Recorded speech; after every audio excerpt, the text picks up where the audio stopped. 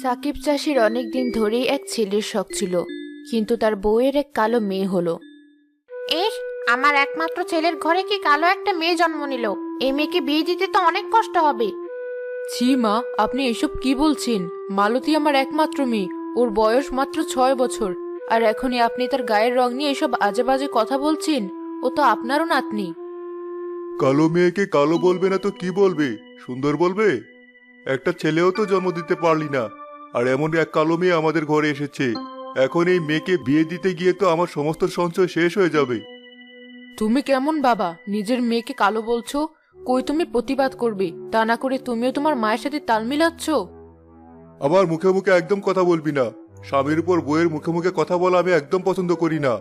এখনো সময় আছে, মেয়েকে ভালো করে হলুদ দিয়ে গোসল করা, যদি গায়ের রংটা একটু ফর্সা হয়। আমার মেয়ের গায়ের রং নিয়ে আমি একদমই ভাবি না। ও যেমন তেমনই আমার কাছে সুন্দর। সন্তান কখনো মায়ের কাছে অসুন্দর হয় না। আর তোমরাও দয়া করে আমার মেয়েকে নিয়ে এসব বাজে বাজে কথা বলা বন্ধ করো। দেখলে তো কেমন বউ ঘরে এনেছিস। আগে বলেছিলাম এই মেয়েকে বিয়ে করিস না।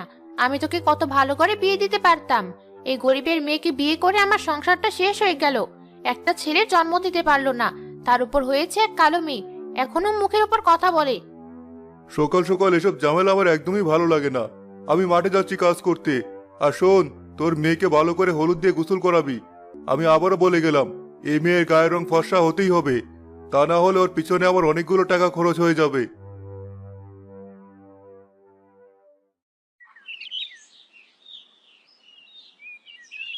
শুনছেন, রিয়ার বয়স তো 6 বছর হয়ে গেছে।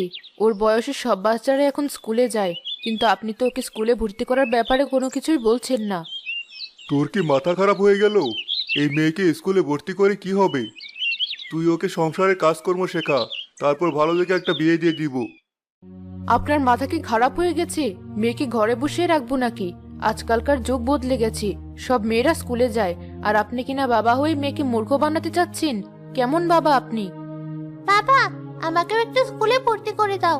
আমার সব বন্ধুরা তো স্কুলে যায়। আমার স্কুলে যেতে অনেক ইচ্ছা করে।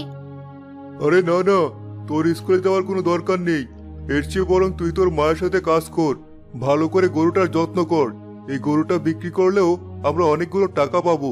তুই যদি স্কুলে ভর্তি হোস, তাহলে এই গরুকে কে খাওয়াবে? তুমি আমাকে স্কুলে ভর্তি করে দাও। আমি কথা দিচ্ছি, প্রতিদিন স্কুল থেকে ফিরে আমি লালির যত্ন নেব, ওকে অনেক আদর করব। মেয়েটা যখন এত শখ করে স্কুলে ভর্তি হতে চাইছে, দিন ওকে স্কুলে ভর্তি করি।